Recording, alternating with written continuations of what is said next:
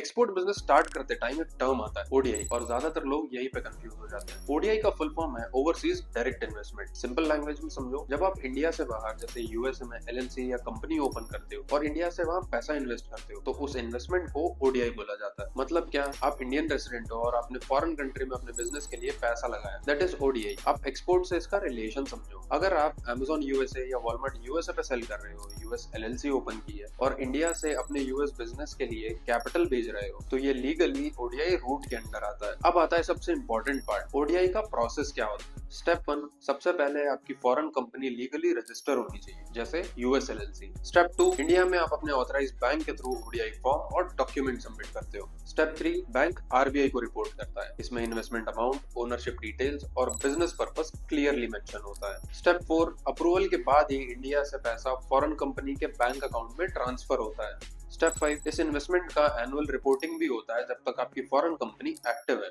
एक बहुत important warning, ODI कोई शॉर्टकट नहीं है। पर्सनल रेमिटेंस, गिफ्ट्स या शेडी रूट यूज करना फ्यूचर में लीगल नोटिस और कंप्लायंस इश्यूज क्रिएट कर सकता है। इसीलिए एक्सपोर्ट या ग्लोबल ई कॉमर्स में ओडीआई को लाइटली मत लो। पहले रूल समझो, फिर इन्वेस्ट करो और फिर बिजनेस को स्केल करो लीगली। फॉलो करो ऐसे ही एजुकेशनल वीडियोस के लिए।